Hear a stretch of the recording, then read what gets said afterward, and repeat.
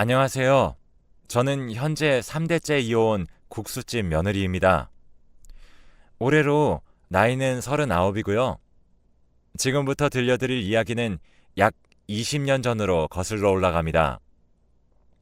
당시 누군가의 시선으로는 저는 한창 꿈을 펼칠 대학생이었지만 사실 상당히 우울한 시기를 보내고 있었어요.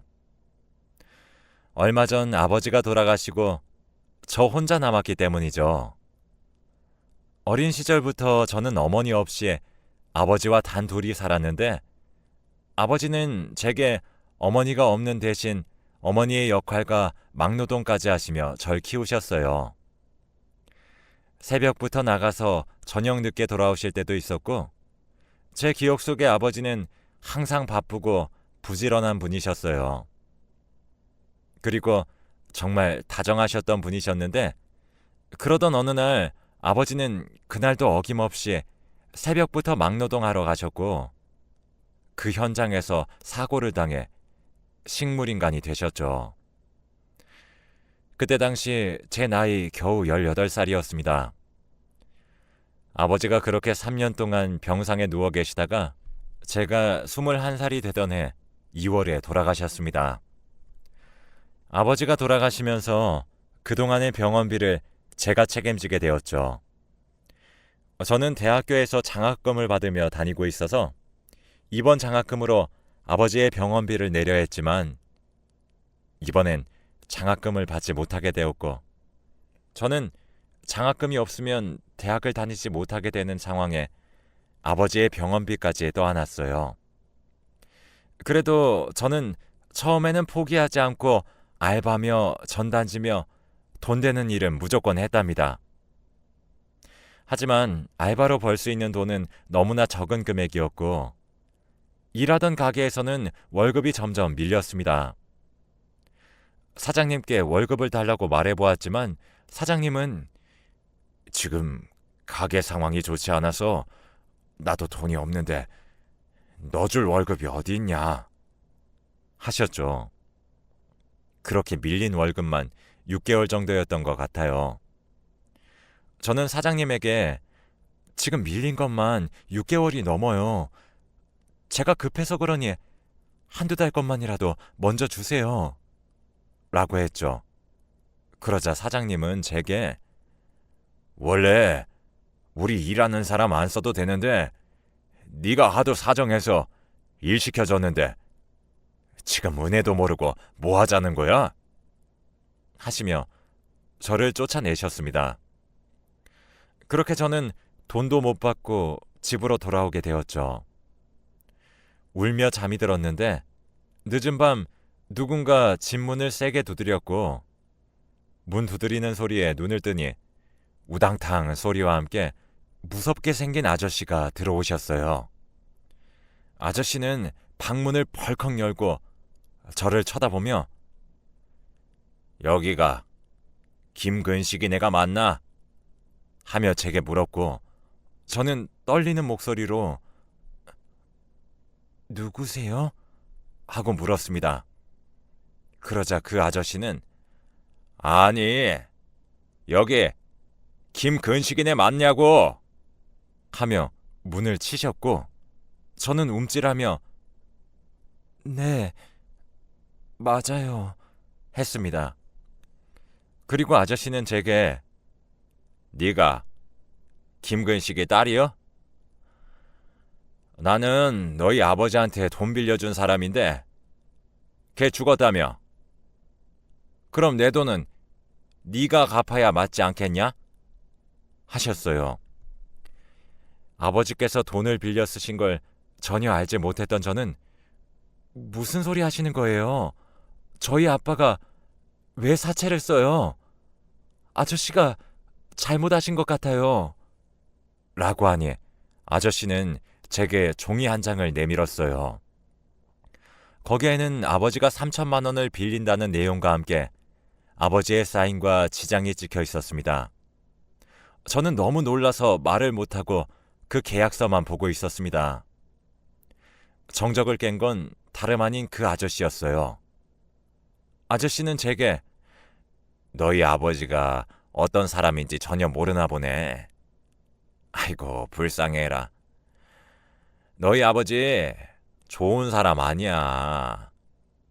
맨날 노름한다고 여기저기 사채 빌리러 다니는 양반이라고.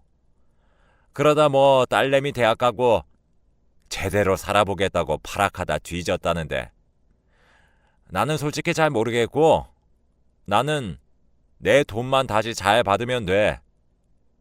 그러니까 네가 너희 아버지 대신 다 갚아라. 라고 하셨습니다. 아저씨는 저에게 대신 아버지의 빚을 갚으라고 하셨고, 기한은 1년을 주셨어요. 처음엔 6개월 안에 갚으라고 하셨는데, 제가 죽어도 6개월 안에는 갚지 못한다고 사정해서 겨우 1년을 받았습니다.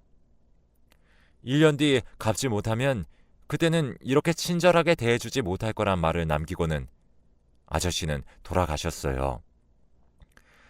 늘 다정하고 착한 사람이라고 생각했는데 갑자기 절 혼자 두고 간 것도 원망스러운데 이렇게 저 몰래 빚까지 만들었다니 너무 화가 나고 절망스러웠습니다. 하지만 기한은 고작 1년. 저는 일단 그 돈을 어떻게든 해결을 해야 했기 때문에 그렇게 다니고 싶었던 대학교를 휴학하고는 돈을 벌기 시작했죠.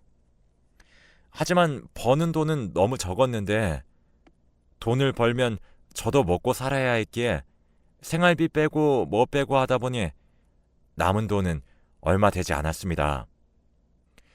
그래서 저는 잠을 줄이고 일을 더 늘렸죠. 그렇게 한동안 일하다 보니 저는 일하다가 과로로 쓰러졌고 병원 신세를 지게 되었답니다. 병원에서는 저보고 안정을 취하고 휴식을 해야 한다고 했고 퇴원하기 위해 병원비를 결제해야 하는데 병원비를 낼 돈이 부족했습니다. 그래서 여태 모아두었던 돈에 손을 댔고 그렇게 갑작스럽게 돈이 나가는 바람에 또 다시 제자리로 돌아왔습니다. 집에 돌아오는 길에 울면서 왜 나만 이렇게 힘들게 살아야 하나? 아니, 애초에 왜 아버지는 나 몰래 도박을 하셨을까? 왜 내게 빚을 안겨주셨을까? 한순간에 아버지를 잃고 한순간에 빚더미에 앉은 인생이 너무 화가 나더군요. 하지만 화난 감정은 얼마 가지 않았습니다. 당장 이번 달 이자를 갚아야 하는데 수중엔 돈도 없고 생활비도 마련을 해야 하기 때문에 몸을 추스르고 빨리 일을 나가야 했죠. 하지만 이런 상황에서도 일을 나가야 하는 현실이 너무나 비참하게 느껴졌고 남들은 좋은 부모님이나 평범한 가정에서 태어나서 평범하게 사는데 나는 왜 아버지가 빌린 돈을 아등바등 갚아가며 살아야 하나? 이건 너무 억울하고 또 불공평하다고 생각했습니다.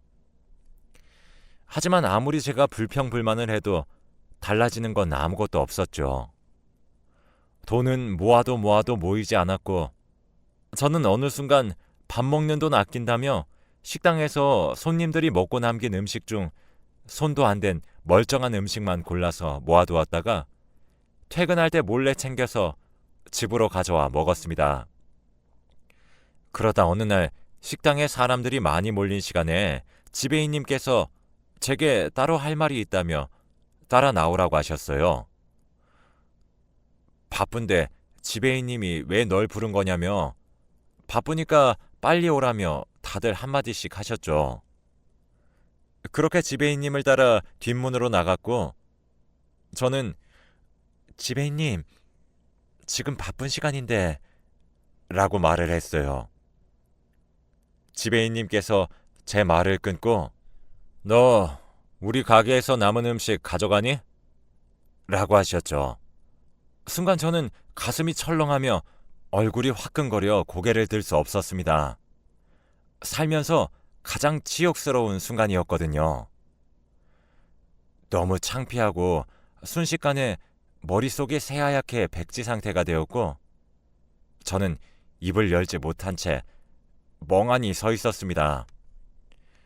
그러자 지배인님은 제게 여기서 길게 말하지 않을게. 너도 내가 왜 이러는지 알지? 다른 직원들한테 말하지 않을게. 그러니까 네가 알아서 나가. 그리 말씀하시고는 지배인님은 자리를 뜨셨어요.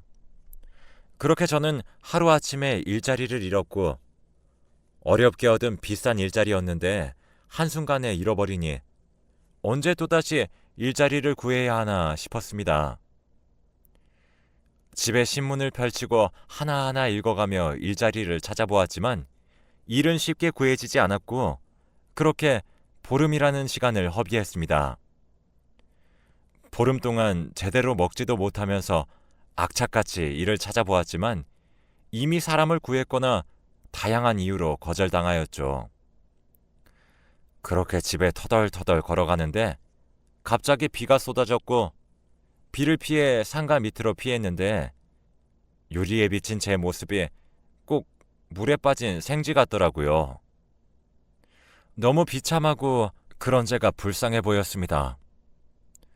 한동안 그 자리에서 울었는데 비는 그치지 않고 더 많이 쏟아졌고 저는 비를 맞으며 걸었습니다.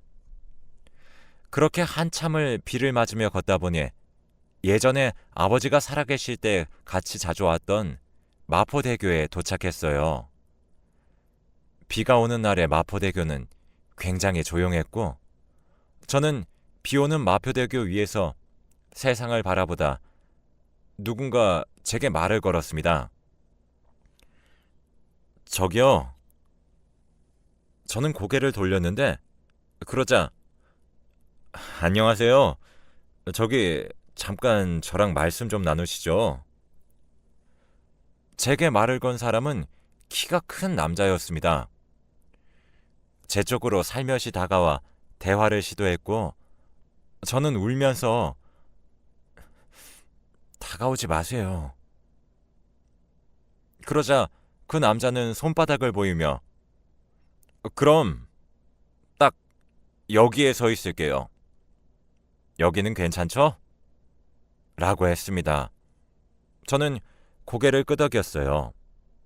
남자는 비도 오는데 여자분이 우산도 없이 비를 맞고 계시길래 제 우산이라도 드리려고 따라왔는데 언제 거기가 있으셨어요? 하며 싱긋 웃었습니다. 저는 화를 내며 웃었어요? 지금 웃음이 나와요? 그리고 당신이 뭔데 내가 비를 맞든 말든 신경을 써요? 하며 악을 질렀습니다. 그러자 죄송해요. 제가 당신 기분을 생각 못했네요. 근데 당신을 비웃거나 그러려는 건 절대 아니에요. 그러니 오해 말아요. 그리고 괜찮으면 여기 내가 있는 곳으로 넘어올래요? 그게 대화하기에 더 편할 것 같은데. 라고 차분한 목소리로 제게 말했습니다. 그리고는 제게 다가와 손을 내밀며 내가 도와줄게요. 혹시 도움이 필요하면 내 손 잡아요. 여태까지 제게 손을 내밀었던 사람이 없어서 그 사람이 내민 손이 너무 따뜻해 보였습니다. 그리고 그 사람에게 손을 뻗었지만 비가 너무 많이 와서 그런지 난간이 미끄러웠습니다. 손을 뻗으며 몸을 돌리는데 발을 삐끗했고 저는 속으로 이렇게 죽는구나 했죠. 순간 그 남자가 제 손을 재빨리 잡아당겼고 그렇게 그 남자의 도움으로 저는 난간을 넘어왔습니다.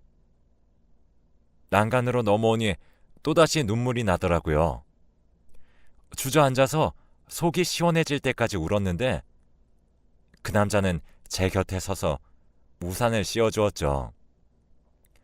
속 시원하게 울고 나니 배가 고파왔고 배에서 꼬르륵 소리가 나기도 했죠. 그 남자는 제게 이제 다 울었어요? 그럼 나 뭐 하나만 물어봐도 돼요? 라고 물었습니다. 저는 고개를 들고 쳐다보니 비 오는데 계속 밖에 있었더니 춥고 배도 고픈데 간단하게 우리 뭐라도 먹을래요? 잘 아는 곳 있는데? 그리고는 저를 일으켜 세워서 어디론가 저를 안내했죠. 한참을 걸어서 도착한 곳은 국수집이었어요. 가게는 늦은 시간까지 문을 열고 있었고 늦은 시간임에도 안에는 사람들로 꽉 차 있었습니다. 남자는 제게 추우니까 잔치국수 어때요? 여기 국물이 진짜 맛있어요. 라고 말했어요. 저는 끄덕였고 남자는 할머니 여기 잔치국수 둘이요. 하고는 제게 왜 난간에 있었는지 무슨 일이 있던 건지에 대해 전혀 묻지 않았습니다. 그저 제 앞에 앉아 혼자서 제잘제잘 떠들 뿐 그렇게 남자의 제잘거리는 대화를 듣다 보니 주문한 국수가 나왔습니다. 서빙하시는 분이 남자에게 비 오는데 비 맞고 다니지 마라 하며 남자에게 한마디를 하고서는 국수를 두고 가셨습니다. 잔치국수가 나오자 남자는 다정하게 제게 젓가락과 물을 챙겨주고 양념장 넣어 먹어요? 국물만 한번 먹어보고 필요하면 내가 넣어줄게요. 하면서 하나하나 잘 챙겨주었습니다. 국수를 먹으면서 남자는 또 제잘제잘 혼자 떠들기 시작했고 저는 말없이 국수를 먹었죠. 그러다 국물이 살짝 튀었는데 남자는 제잘제잘하면서 제 손에 휴지를 쥐어주었어요.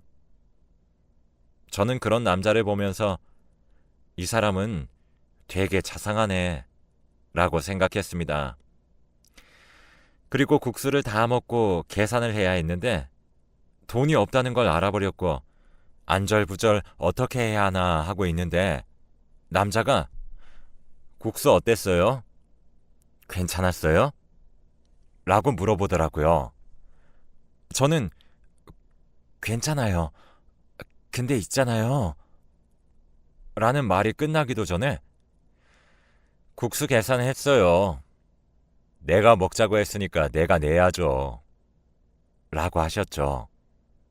저는 오늘 여러모로 정말 감사합니다. 라며 꾸벅 인사를 하고 돌아서는데 남자가 급히 제 팔을 잡더니 감사하면 다음에도 또 나랑 밥 먹어요. 라고 말했습니다. 저는 마주칠 일도 없을 것 같아 저는 아니요, 괜찮아요. 하니 남자는 감사하면 밥 한 끼는 사요. 하더군요. 저는 그래서 알겠다고 다음에 밥 사겠다고 하고 연락처를 남겼습니다. 그 일이 있고 바뀐 것은 하나도 없었습니다. 저는 여전히 빚에 쫓기고 있었죠. 하지만 제 삶에 딱 하나 바뀐 거라고는 제 삶에 그 남자가 들어왔다는 겁니다.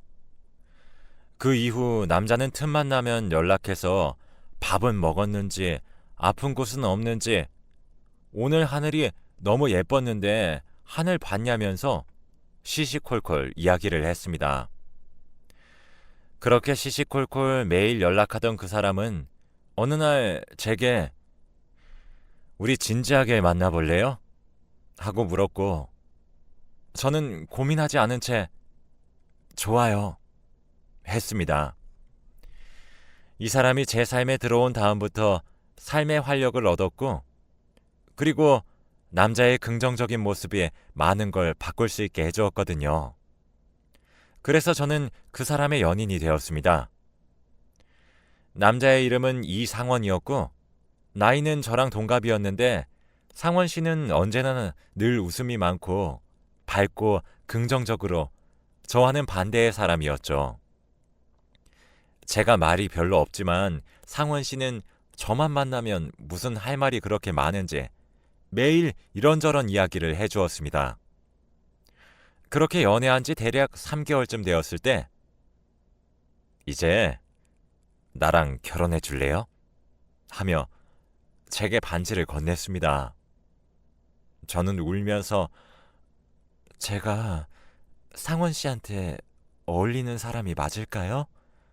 하고 물었고 상원 씨는 저를 끌어안으면서 그럼요. 당신은 나한테 완벽한 사람이에요. 라고 했습니다. 그렇게 저희는 연애 3개월 만에 결혼을 하게 되었습니다. 결혼 전에 알게 된 건데 그날 저랑 처음 만나 국수 먹었던 곳이 남편의 할머니가 하시던 곳이었다고 합니다. 할머니가 거기서 국수 장사를 하시는데 왜 나를 거기로 데리고 갔냐고 할머니가 놀라셨겠다고 물으니 남편은 우리 할머니 놀랐지. 엄청 놀랐지. 했고 저는 너무 창피해서 얼굴을 가렸어요. 남편은 할머니가 그날 당신 보고 너무 예뻐서 놀랐대. 어디서 그런 이쁜 처자 데리고 왔냐고. 그리고 여자를 비를 다 맞게 하면 어쩌냐고. 여자는 몸이 따뜻해야 한다고 얼마나 잔소리 하던지. 싱긋 웃으며 제게 말했습니다. 그리고 남편은 근데 그렇게 우리 할머니가 예쁘다고 말한 사람이 지금 내 마누라네? 하며 능청을 부렸죠. 할머니를 찾아뵈러 갔을 때 할머니께서는 정말 누구보다 따뜻하게 저를 맞아주셨습니다. 그리고 제게 우리 똥강아지 누가 데리고 가나 걱정했는데 색시가 데리고 가구먼. 상원이가 말 안 들으면 말해요. 내가 홍군형을 내줄게. 그렇게 저는 할머니에게 이쁨과 축복을 받으며 남편의 가족이 되었답니다.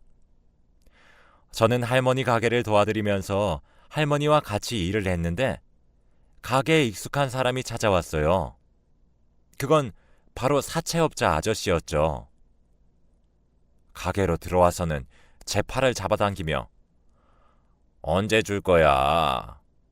여기 숨으면 내가 못 찾을 줄 알았어? 하며 소리쳤습니다.